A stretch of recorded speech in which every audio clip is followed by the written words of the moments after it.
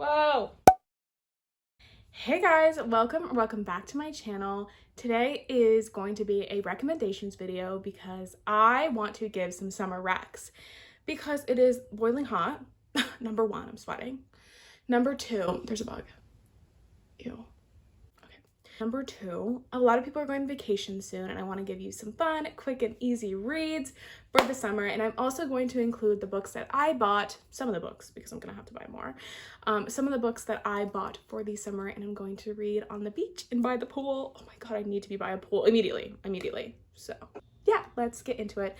But first, I want to thank you guys for 100 subscribers. It is actually so mind-boggling to me that 100 people saw my channel and wanted to subscribe. That actually means so much to me because I have been wanting to do and start a YouTube channel since I was really young, and I did have one, which no one will ever see in life because how embarrassing. But I am just so grateful that you guys decided to subscribe. It means so much to me. And yeah, I love making videos that I'm passionate about and I just love talking about books. So thank you guys so much and let's get into the video. So the first book that I have to show is Every Summer After by Carly Fortune. I read this book in one day. It was a very fast, easy read.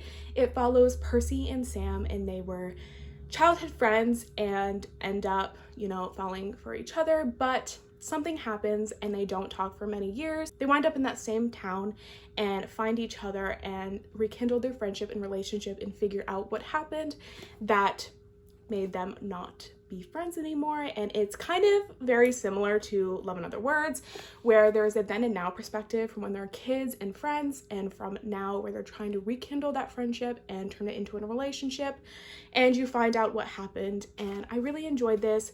It's a very quick, easy read for the beach and just for the summertime. So that's the first one. Then we have a book that I didn't really like, but I'm still going to recommend it because the vibes for the summer are great. It's The Unhoneymooners by Christina Lauren. This book follows Olive and Ethan. They kind of are enemies. They don't really like each other, but when there's a free honeymoon up for grabs, they both decide that they want to go on it together, so they do, and they take a vacation and they have to spend time together, so it's forced proximity a little bit, and it's like enemies to lovers. I didn't really like it, but the vibes for the summer are there since they're on a vacation. It's a really, really good vacation book. If you want a book that you can read in one sitting at the beach, I would highly recommend this just because it's so quick and easy to read. And I feel like a lot of people could like it, even though it was a miss for me. I know a lot of people do like it and could like it. So then I have a series, which is the Summer I Turned Pretty series by Jenny Han. This is a YA series. The first one is The Summer I Turned Pretty. The second one is It's Not Summer Without You. And the third one is We'll Always Have Summer. I'm not really going to talk too in depth about these two because it's kind of spoilers. The first book follows Belly, where she every summer goes to Cousins Beach, where they have a beach house where they share with a family friend, and that family friend also has two sons, Conrad and Jeremiah. It's kind of a love triangle between the three of them because they each have crushes on her. So it follows her in her journey. This is a very YA book. There is no spice, so you don't have to worry about that if that's what you like. It is closed door. You can read these three books and you will know what's happening in the TV show because there is a TV show. One season out already, but they are coming out with the second season, which I will be I will be rooting for Conrad because I'm Team Conrad. Hello, obviously. Thank you. But you can read the Summer I Turned Pretty series, and if you don't want to read the entire series, the first one has the best beach vibes, I would say. So, and you can read it in a day. Like, it is relatively fast to read. So then we have an author that a lot of people don't like, but I do have a lot of her books, so one of these books were bound to be in the category. Colleen Hoover, Heartbones. This one I liked, I enjoyed. I didn't read it in the summer because I'm stupid. It would have been a really good summer book to read because it follows Bea and Samson. Bea has unfortunate circumstances where she has to go live with her dad on a beach house, and Samson is her neighbor, and she ends up talking to him and they end up falling in love. But obviously Colleen Hoover cannot have a book without an absurd plot twist that shocks you to next week. I would recommend this for summer. It's really easy to read, but if you don't like Colleen Hoover, just skip over this. Okay. Next, I have a duology. It is by Tessa Bailey. So we have It Happened One Summer by Tessa Bailey. This follows Piper and Brendan. Piper is kind of a city girl. She's very much a socialite. She's rich. She just has never really had to adapt to a small town, and she ends up finding herself in trouble where she is then sent to a small town where she meets a grumpy fisherman, Brendan. They are so cute. I really liked them as a couple, especially Brendan and Piper were so cute because the contrast between a fisherman who's always lived in a small town and will never leave the small town to a city girl who misses her like city life and then ends up like turning. Oh my god, it's so good. I really enjoyed this, and the summer vibes are absolutely perfect. I loved it, and I read this on a beach and it was the best vibes ever. So then we have the second one to it, which is Hook, Line, and Sinker, which follows Piper's sister Hannah and Brendan's friend Fox, who's also a fisherman. And I don't know if this one really takes place in summer, but I'm including it because the book looks like summery vibes. I read it in the summer. I can't remember this book, but yeah. They are more friends to lovers because they had a friendship before, and she ends up having to live in his apartment, and so it's forced proximity. This one was really good. I really enjoyed this one. Go read this. Next, we're gonna move on to Emily Henry, who never makes a book that isn't perfect for summer. The first one is Beach Read by Emily Henry. I feel like if you know Book Talk, you have heard of this book and probably have read it. This one follows January and Gus, and January goes to a sort of like lake house, beach house, I don't really know, but she goes to a house where she is neighbors with Gus, who kind of is like her school rival a little bit, I think, if I'm remembering that correctly. They are both authors. Yeah, their relationship forms from there. I absolutely loved Gus in the story. I thought he was a perfect book boyfriend, and this book is so much more than a romance. It follows each character in their own plots and journeys throughout the story, which I absolutely loved, and their banter was amazing. Emily Henry writes some of the best banter I've ever read, and her couples are so cute. The quotes in this book that Gus says to January are unreal, and I need to find that in my life because I'm literally January. Guys, hey, if you didn't know, I'm literally January because our experiences are kind of similar in life. I used to want to be an author, and her birthday is January 13th, so and my birthday's January 13th. If Gus could find me and seek me out, that'd be perfect. I would not complain. Then we have People We Meet on Vacation by Emily Henry. This one's perfect for the beach and all your vacations in the summer. I didn't love this one like I love Beach Read, but I did enjoy it. This book follows Alex and Poppy, and they were best friends in college and just did everything together, took vacations together. But something happened and they were no longer friends, hadn't talked for years, and they end up in present time taking a vacation together. So it's kind of forced proximity because they're on this vacation, sharing the same like room, and they rekindle their friendship and their relationship. Yeah, I enjoyed this one, and I feel like you will too because it's very summery, very summery. Then we have Book Lovers by Emily Henry. If you're wondering where Happy Place is, I haven't read it because I'm holding out for the paperback. I didn't think I'd be this strong. It's making me a little crazy though that I don't have Happy Place and haven't read it. Anyways, Book Lovers, this follows Nora. She is a literary agent, and she ends up going to a small town, and this small town happens to be where Charlie Lastra grew up. Charlie Lastra is an editor that she knows, and she is such a strong, independent character. That's what I absolutely loved about her.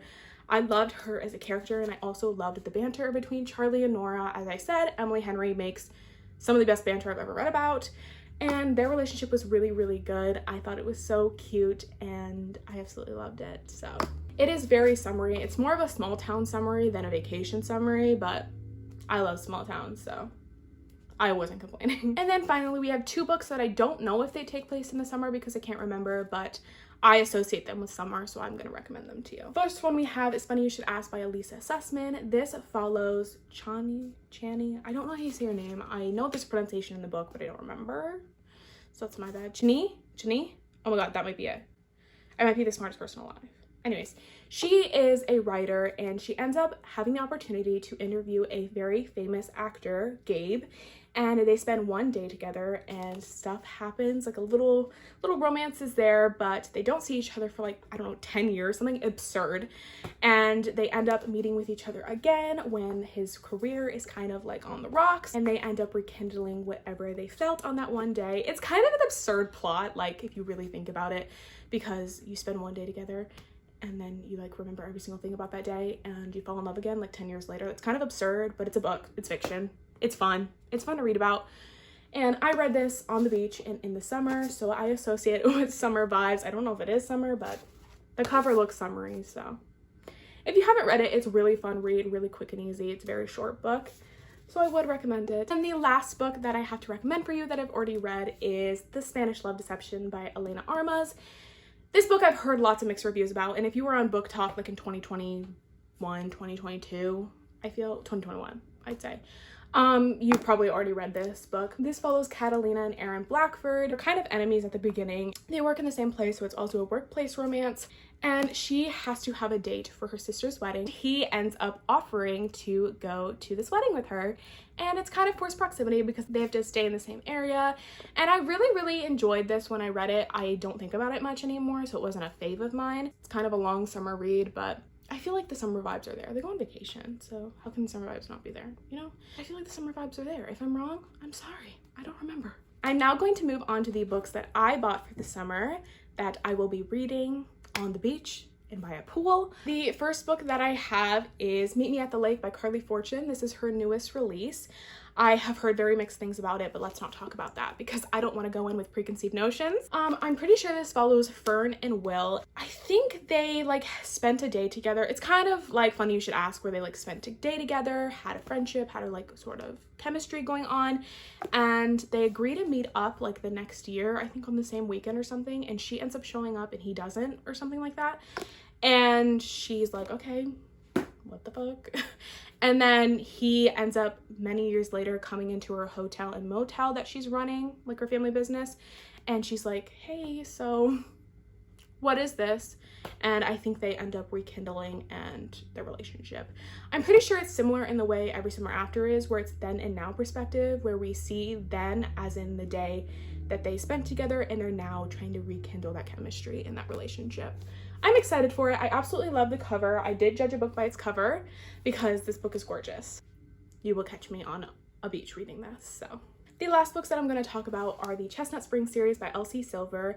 I genuinely cannot wait to read these. I don't really know if they're summery, but I associate them with summer, so I'm holding out on reading them until the summer. These books are Flawless, Heartless, and Powerless. Flawless follows a famous bull rider, and his reputation is kind of, you know, getting a little wishy-washy, and his agent ends up hiring someone, and that someone he ends up falling in love with. It's very cowboy. He's literally a bull rider, so it's very country. And I'm so excited because I live in an area where it's very country, and I'm not usually into that, but maybe this will change me, okay? Then we have Heartless, and he's a single dad, and he has to hire a nanny, and that nanny is younger than him, so it's an age gap romance. And I feel like I'm gonna love this one. I love single dad, small town. That's like one of my favorite tropes ever. Like, I absolutely love single dad, small town. Like, if any book has that, I'm most likely in love with it. And then the third book in the series is Powerless. This follows two childhood friends. They end up going on a road trip to kind of escape their town and their life. I feel like that could be second chance, so they're probably working out their relationship from something that happened on this road trip. But I've heard a lot of people love this. Sarah Crowley just rated it 5 stars, so I'm super excited to get into this series and get to this book. So this is the last one of the Chestnut Spring series that I have. But there is a fourth one, Reckless, coming out in August, and I will be purchasing it because I just need to. I know I'm gonna love this series, so I know I'm gonna have to purchase Reckless. That is the end of the video. That is the end of my summer recs. I hope you enjoyed it. I know they're kind of similar to a lot of other recommendations, but I just wanted to talk about them, whether I liked them and how good of summer reads they were, because I did read most of these in the summer. So yeah, thank you guys so much for watching. If you liked it, give it a thumbs up, and if you want to see more of my face, you can subscribe. We'll see you guys in the next video. Again, thank you guys so much for 100 subscribers. Bye.